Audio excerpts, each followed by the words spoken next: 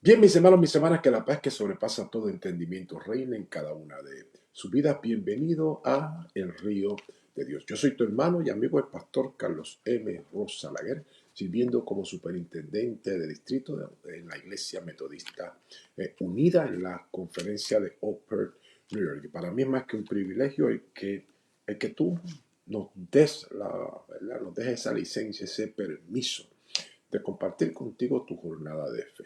Hoy estaremos trabajando en ese propósito, en ese llamado, en desarrollar nuestra espiritualidad, en capacitarnos para el ministerio, en fin. Tenemos todo un proyecto de vida delante de nosotros, así que comencemos con una palabra de oración. Padre, en el poderoso nombre de Jesús, alabo y glorifico tu nombre porque para siempre es tu misericordia. En esta hora te damos gloria y te damos honra por el privilegio que nos has dado de un día más para moderarte, un día más para glorificarte, un día más para reconocer y entender que esto no depende de nosotros, sino que depende de ti. Yo te ruego en el poderoso nombre de Jesucristo de Nazaret, que tu Espíritu Santo sople de los cuatro cabos de la tierra sobre cada uno de mis hermanos y mis hermanas, y esa presencia, esa unción fresca de tu Espíritu corra por todo nuestro ser como ríos de agua viva. Tú lo prometiste, Cristo amado, en el nombre poderoso tuyo, Jesús, que tu río de agua viva fluya con poder y autoridad en cada una de nuestras vidas. Es por Cristo Jesús, Señor nuestro. Amén. Y amén. Seguimos trabajando con el proyecto que llevamos varios días funcionando en él. Y yo creo que por lo menos para mí ha sido un desafío y para las vidas que se mantienen en esa comunicación y en ese contacto, dándonos aliento, motivándonos, haciendo las preguntas difíciles. Nos gozamos con esas personas que semanalmente responden a nuestro llamado. Vamos a tener una palabra de oración y ahí donde tú estás, yo quiero orar por las familias pastorales, porque en ocasiones nosotros en el ministerio oramos por todo el mundo y son muy pocas veces que la gente se acuerda de orar por nosotros. Y si se acuerdan, acuérdate de ese pastor y amén.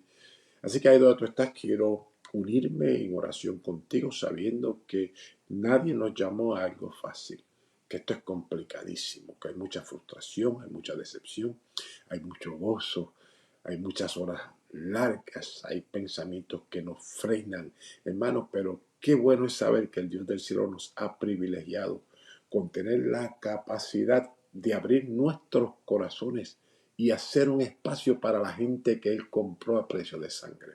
Eso es un privilegio. Y por eso yo quiero orar contigo y orar por ti en esta hora y donde tú estás, ponte de acuerdo conmigo, Padre, en el poderoso nombre de Jesús. Te doy gloria y te doy honra por tus bondades, por tus misericordias, porque nunca han decaído. En esta hora yo clamo por cada uno de mis hermanos y mis hermanas que hemos aceptado este reto de la pastoral, que hemos aceptado esta invitación, esta jornada, Dios del cielo, que no te voy a mentir, en ocasiones es bien agotadora, bien frustrante, pero qué bueno saber que te tenemos a ti como la fuente de fortaleza. Qué bueno saber que te tenemos a ti como fuente de gozo. Qué bueno saber que te tenemos a ti como fuente que reconstruye, que sana, que restaura. Por eso en el poderoso nombre de Jesucristo de Nazaret, yo presento a cada uno de mis hermanos y mis hermanas en el ministerio pastoral. Y yo te ruego, oh Dios del cielo, que tú continúes enjugando cada lágrima. Yo te ruego, oh Dios del cielo, que tú nos des esa convicción, que cada lágrima que derramamos es pan para nuestra alma. Yo te ruego en el poderoso nombre de Jesucristo de Nazaret que nos avives en ti, que nos fortalezcas en ti, que nos desafíes a mantenernos enfocados y enfocadas en ti, oh Dios del cielo. Yo presento también nuestros hijos, nuestra descendencia, nuestros sobrinos, nuestras nietas, nuestros nietos, Padre, en el poderoso nombre de Jesucristo de Nazaret, porque de la misma manera que Adán y Eva cayeron de tu gracia, habiendo sido creados perfectos, nosotros no somos perfectos. Una vez fuimos hijos, ahora somos padres.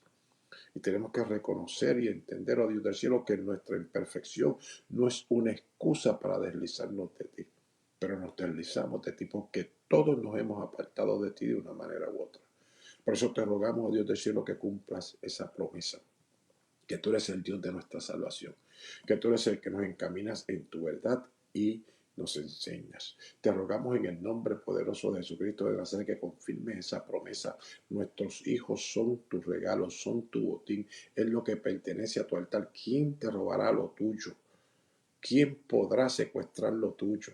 Por eso en el nombre de Jesucristo de Nazaret, te rogamos que nos des descanso en ti, firmeza en ti, convicción en ti y sobre todas las cosas, oh Dios del cielo, que nos des esa certeza de que nuestros hijos y nuestras hijas están amarrados a tu altar y que son tu propiedad. Es por Cristo Jesús, Señor nuestro. Amén y amén. Seguimos en esta mañana de el Señor y tenemos las manos llenas, como ya le dije. Seguimos en ese proyecto de formación espiritual y ministerial, la función y poder de una vida de oración. Y hoy le vamos a añadir un elemento a la conversación que llevábamos días buscando cómo meterle caña y dentro de ese fundamento que quisimos establecer de la importancia de esa vida de oración, hoy le vamos a añadir el elemento práctico, porque usted sabe que estamos trabajando en las 3 L's: Loving, Learning, Leading. Así que hemos trabajado mucho con el Loving, hemos trabajado mucho con el Learning. Ahora vamos a esa parte de liderar. Así que tenemos que invitar al pueblo a que preste atención. Mi hermano, mi hermana, ¿cómo vamos a aplicar el asunto de la vida de oración en nuestro contexto ministerial y las estrategias que vamos a seguir trabajando? Y hoy quiero presentar uno de 4 principios con los que trabajamos en la superintendencia con mis hermanos y con mis hermanas, pero antes de eso quiero compartir la palabra.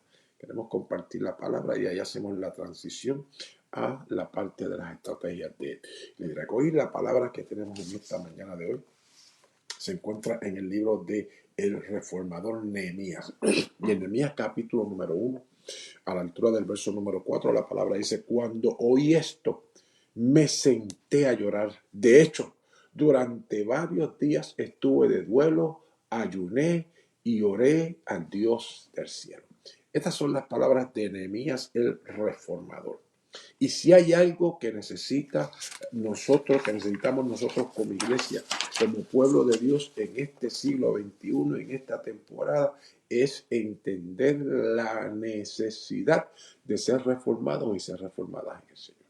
Lo poderoso de esto es que hay un desafío para todos y cada uno de nosotros, porque cuando se habla de reformar, automáticamente nosotros asumimos la tendencia que es que nosotros tenemos que reformar la iglesia. Y es que nosotros tenemos que hacerlo. Y es que nosotros, no, aguante el rollo. La iglesia es el cuerpo de Cristo. Pues por lo tanto nosotros tenemos que hacer una distinción entre la iglesia con letra mayúscula y la iglesia con letra minúscula. La iglesia con letra minúscula es la burocracia, es el institucionalismo que nosotros hemos creado, pues por lo tanto el monstruo que está distorsionando lo que se supone que sea la iglesia, no es la iglesia con letra mayúscula, porque ese es el cuerpo de Cristo que él compró a precio de sangre y santificó. Lo que ha distorsionado lo que es la imagen, el carácter y la identidad de la iglesia es ese reflejo, es esa proyección que nosotros hemos creado como iglesia con letra minúscula. Y eso era lo que estaba viviendo Nehemías, que el pueblo luego del cautiverio por su pecado, por su maldad, ha regresado a la tierra y ha comenzado a hacer la obra y ha buscado restaurar, pero siempre se detiene. ¿Por qué? Porque cuando nosotros queremos reformar la iglesia con letra mayúscula, haciendo las cosas con la mentalidad de la iglesia con letra minúscula, siempre vamos a terminar en fracaso. Otra vez, cuando nosotros como creyentes, como individuos, como ministros del Evangelio, creemos que tenemos la capacidad de reformar la iglesia con letra minúscula, trabajando con las mentalidades y con las tendencias de la iglesia con letra minúscula, mi hermano, mi hermana, prepárese, va camino al fracaso. ¿Cómo se cancela esto? ¿Cómo minimizamos esto? ¿Cómo batallamos con esa tendencia humana? Nehemías nos da la receta. Cuando oí esto, ¿qué oyó Nehemías? La debacle, la incapacidad de sacar el pie del hoyo.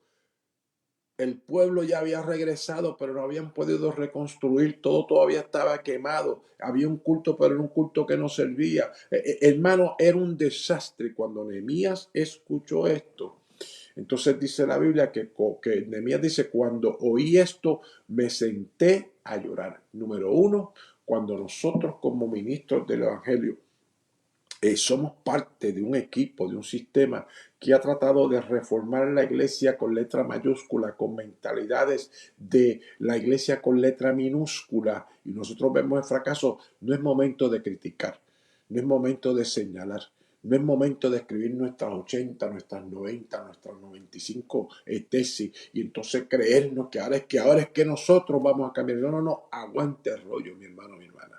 Es momento de echarse a llorar, es momento de gemir delante de Dios, es momento de hacer duelo, es momento de hacer luto, es momento de ayunar, es momento de orar y buscar al Dios del cielo. Y cuando Nehemías hace este tipo de oración, entonces comienza todo un proyecto de transformación en la mente, en el corazón, en el espíritu de este ser humano. A tal extremo que cuando se presenta delante de su jefe puede contemplar, porque eso es lo que hace el destello de Dios. Ahí que viene el asunto de la oración como instrumento de transformación. Nosotros no vemos lo que proyectamos, pero la gente que está alrededor nuestro ve lo que proyectamos, percibe lo que está aconteciendo dentro de nosotros, y porque es el Espíritu de Dios, el Dios del cielo sabe lo que tiene que hacer y cómo lo tiene que hacer. Entonces dice la Biblia que luego de varios días, porque nosotros no sabemos cuántos días, él estuvo en ese luto y en ese lamento delante del rey. El día menos pensado destelló un rayo de luz, de gloria, de poder del rostro de Nehemías, y el rey percata que las cosas no están bien.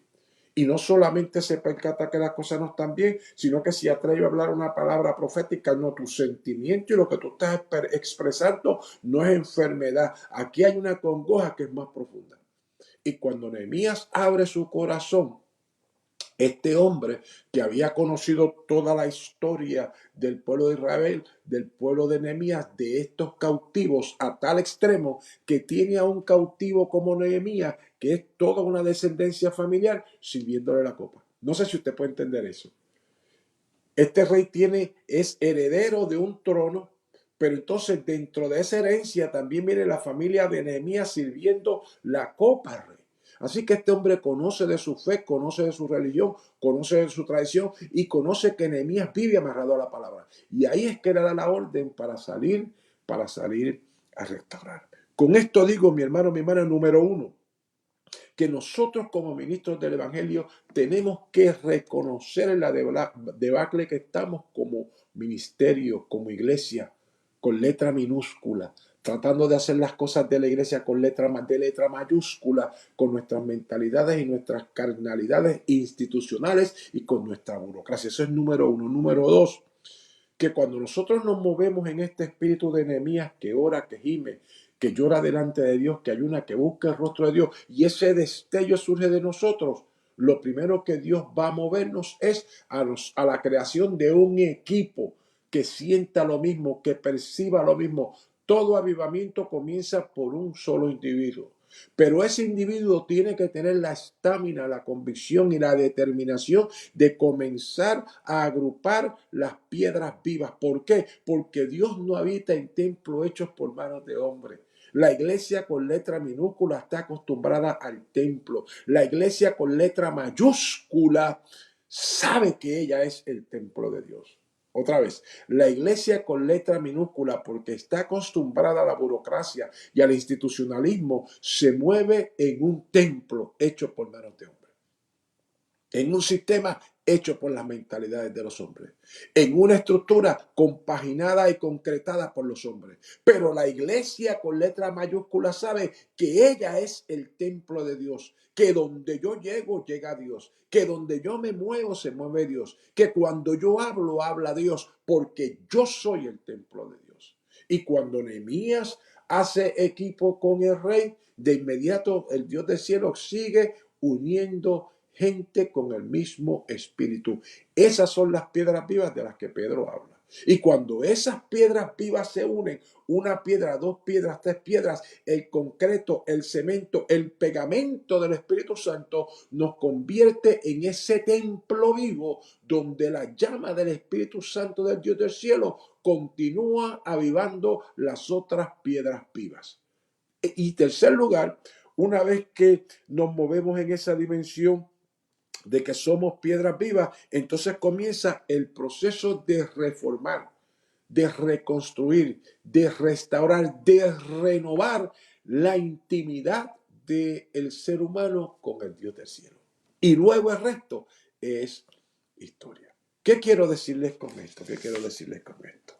Que nosotros como ministros del Evangelio, lo primero que tenemos que movernos, ya hemos dicho, es a esa restauración, a esa renovación en nuestra intimidad con el Dios del cielo, y no salga de ahí hasta que el Dios del cielo no sea el que destelle de usted gloria y poder que otra gente lo perciba.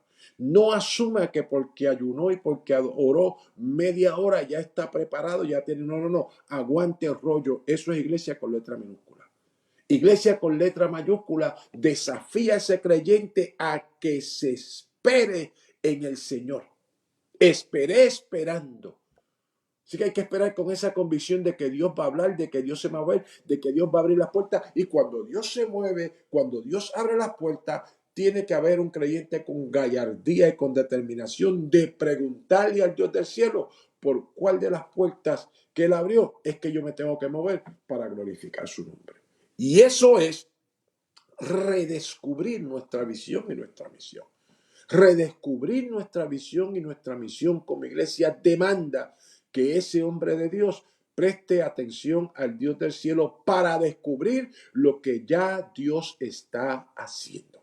Otra vez, demanda el redescubrir nuestra visión y nuestra visión y nuestra misión como iglesia demanda que ese creyente preste atención a la voz de Dios para que pueda descubrir lo que ya Dios está haciendo, dónde Dios está hablando, dónde Dios se está moviendo. ¿Para qué necesitamos redescubrir esto? Porque hay que colaborar, hay que trabajar con los líderes de la iglesia y con la pastoral, otra vez, a que redescubran el por qué son iglesia, el que redescubran su pasión como ministros de la iglesia, el que redescubran su entendimiento de la misión y del campo donde el Dios del cielo los ha llamado y las ha llamado a servir. Si hay algo que cometemos con muchísima frecuencia, el error es de asumir que donde quiera que llegamos podemos repetir lo que nosotros conocemos. No, porque la obra que yo hice allá en Santurce, Puerto Rico, estuvo terrible y cuando me mudo a Nueva York, quiero venir con las mismas mentalidades. Yo le puedo decir, eso es iglesia con letra minúscula. Mudarme de Carolina o de Santurce, Puerto Rico, a venir a hacer ministerio aquí en Nueva York, yo tengo que pegar mi oído a la presencia del Dios del cielo. Mi corazón alinearlo al corazón del Dios del cielo. Mi espíritu, mi alma, mis pasiones, entregarlos al Dios del cielo para que el Dios del cielo me comparta lo que Él está haciendo en Nueva York y para qué Él me trajo a New York. Y cuando yo me doy ese permiso, puede pasar 1 año, 2 años, 3 años, 3 décadas. No importa, esperen el Dios del cielo, porque Dios mientras te va transformando, te va invitando a redescubrir lo que Él está haciendo para entonces nosotros poder ser instrumentos de bendición. Así que nosotros como líderes espirituales número 1 tenemos que darnos la licencia de redescubrir la pasión, de redescubrir el porqué de la iglesia, de redescubrir y entender el contexto misional y cómo nosotros oír y prestar atención a la gente que estamos llamados y llamadas a servir. Desde el libro de Éxodo, cuando el Dios del cielo se le revela a Moisés, el Dios del cielo le dice a Moisés, he escuchado el clamor de mi pueblo. Y nosotros como iglesia con letra minúscula tenemos la tendencia de inmediatamente correr a establecer estrategias, a establecer planes, a establecer miles de cosas sin escuchar la necesidad del pueblo. Y el único otra vez que sabe cuál es la necesidad del pueblo es el Dios del cielo, el que pagó el precio por la iglesia. Y una vez que nosotros nos atrevemos a ajustarnos, afinarnos, conectarnos, llorar como Nehemías, el Dios del cielo nos va a revelar el propósito, sus pensamientos que están ocultos en su corazón. Como decíamos semanas atrás en Isaías capítulo número 50, por eso es que hay que desarrollar un oído de sabio para escuchar como los sabios. Y una vez que nos atrevemos a escuchar como los sabios, entonces podemos recibir la palabra para hablarle al cansado, para hablarle al afligido, para hablarle al dolido. Y eso es responder a la necesidad de nuestro contexto. Pero alguien tiene que darse el permiso de que el Dios del cielo ministre a su vida de esa manera, a ese calibre, de que todo nuestro ser pueda escuchar y pueda percibir lo que Dios está haciendo. Por ejemplo, ayer hablaba con el grupo de los pastores hispanos, no, ayer no, el miércoles, ayer era jueves.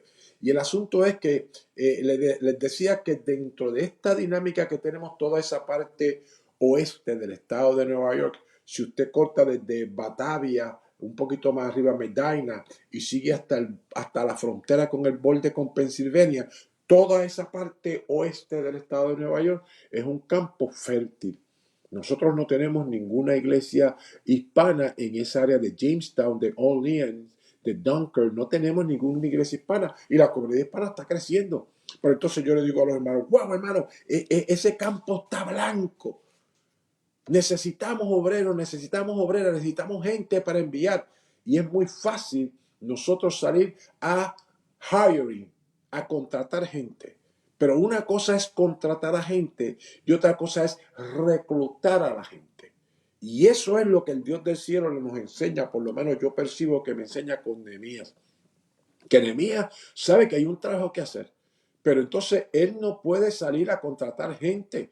Él tiene que esperar que el dueño del campo sea el que reclute a la gente. El primer recluta que el Dios del cielo le dio a Nehemías para que se uniera en su proyecto fue ¿quién? El rey. Porque el rey percibió en Nehemías la carga que había en el espíritu de Nehemías. Y cuando nosotros nos damos el permiso de reconocer que hay una obra gigante que se sale de nuestras manos, mi hermano, mi hermana, usted va a saber lo que es el poder de Dios del cielo. Porque tan pronto yo salgo a invitar gente, a contratar gente, porque hay un trabajo que hacer, eso es iglesia con letra minúscula.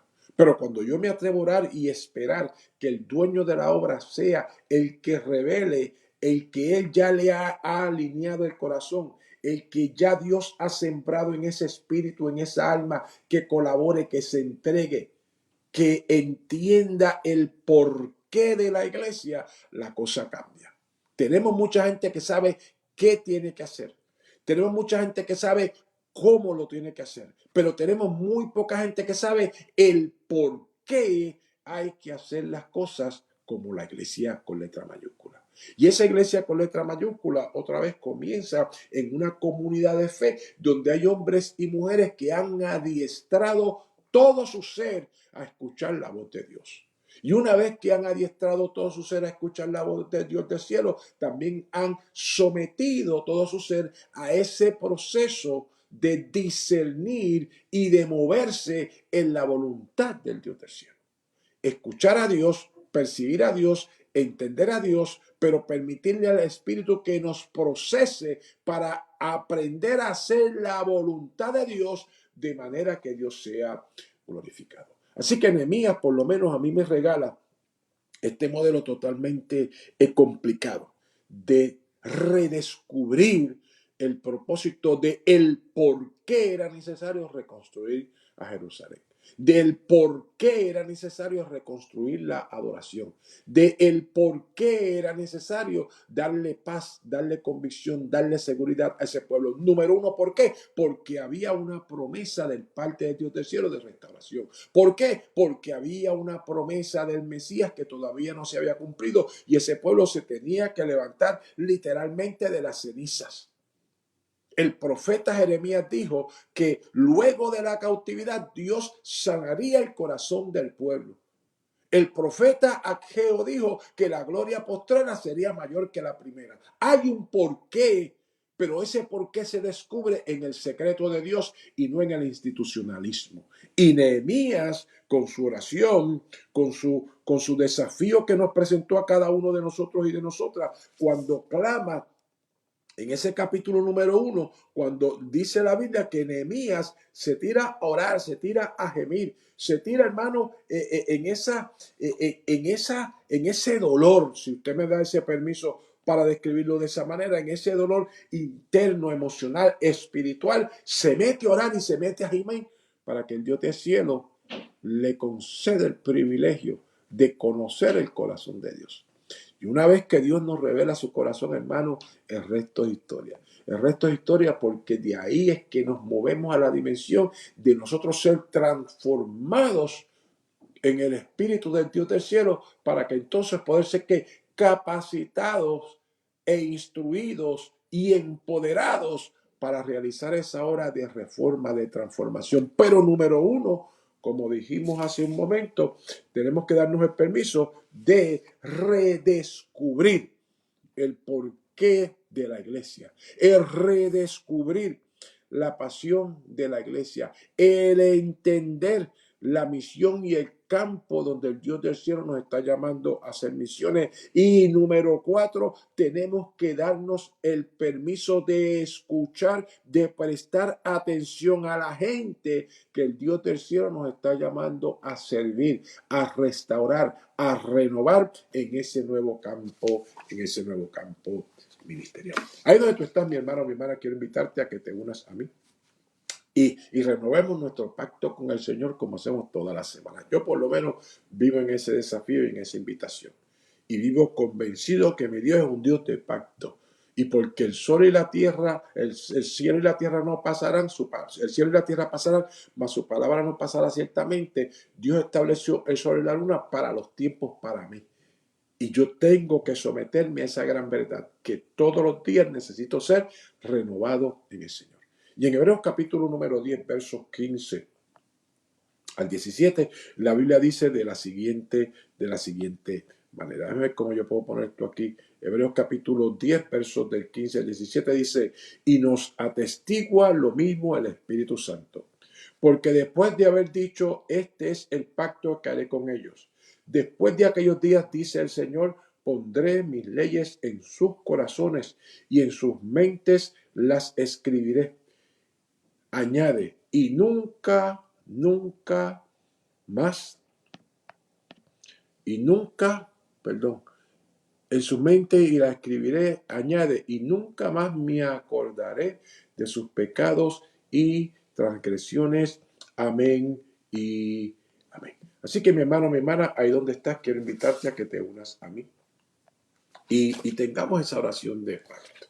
Esa oración de pacto en nuestra tradición wesleyana, que por lo menos es para mí extremadamente refrescante. Señor, no me pertenezco, soy tuyo. Ponme donde quieras, asóciame con quien quieras. Ponme a trabajar, ponme, oh Dios del cielo, a sufrir. Sea yo empleado por ti o desplazado por ti, exaltado para ti o rebajado por ti.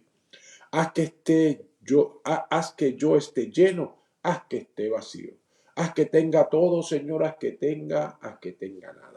Voluntariamente y de corazón cedo todas las cosas a tu placer y disponibilidad. Y ahora, glorioso y bendito Dios, Padre, Hijo y Espíritu Santo, tú eres mío y yo soy tuyo. Así sea. Y que este pacto que yo he hecho aquí en la tierra sea ratificado en el cielo, en el poderoso nombre de Jesús. Amén y amén. Debido a este juramento, Jesús es quien garantiza este mejor pacto con Dios. Hubo muchos sacerdotes bajo el sistema antiguo porque la muerte les impedía continuar con sus funciones. Pero dado que Jesús vive para siempre, su sacerdocio dura para siempre. Por eso puede salvar una vez y para siempre a los que vienen a Dios por medio de él, quien vive para siempre, a fin de interceder con Dios a favor de ellos. Amén y amén. Y esa es la oración que vamos a hacer en esta hora. Vamos a interceder, vamos a clamar para que este fin de semana sea un fin de semana de gloria, de poder, donde las vidas puedan recibir ese toque, ese llamado, se pueda despertar la gracia de Dios en cada una de las vidas y nos podamos mover a esa experiencia de santificación, de capacitación, de formación, y anhelemos con toda nuestra fuerza el modelar lo que es el poder transformador del Dios del cielo en todos nuestros contextos. Dile conmigo: Dios de gracia y misericordia, te suplicamos nos permitas conducir una experiencia de adoración congregacional que glorifique tu nombre. Rogamos que nos des un mensaje que convenza de pecado, justicia y juicio. Como pastores, pastoras, conocemos y sabemos la gravedad y condición intensiva de mucha de la gente que servimos. Dios de gracia y de bondad, estamos delante de ti entre los muertos y los vivos, para que nos des una palabra que funja como bálsamo de salud integral, que consuele, guíe y de liberación para tu pueblo. Es por Cristo Jesús, Señor nuestro. Amén y amén. Bien, mis hermanos, mi hermana, no hay tiempo para más. Dios les bendiga, Dios les guarde. Me gozo con cada uno de ustedes. Ahí, si esta palabra ha sido de bendición para tu vida, te ruego, invito a que la compartas, a que no te quedes con ella, dala a conocer y sobre todas las cosas, regresa a ella para que esa palabra te sirva de bendición, de fortaleza y de aclarar tu jornada. Dios te bendiga, Dios te guarde, y recuerda que el Dios del cielo está confiando en ti y en mí, que seamos el río de Dios. Adelante en el Señor.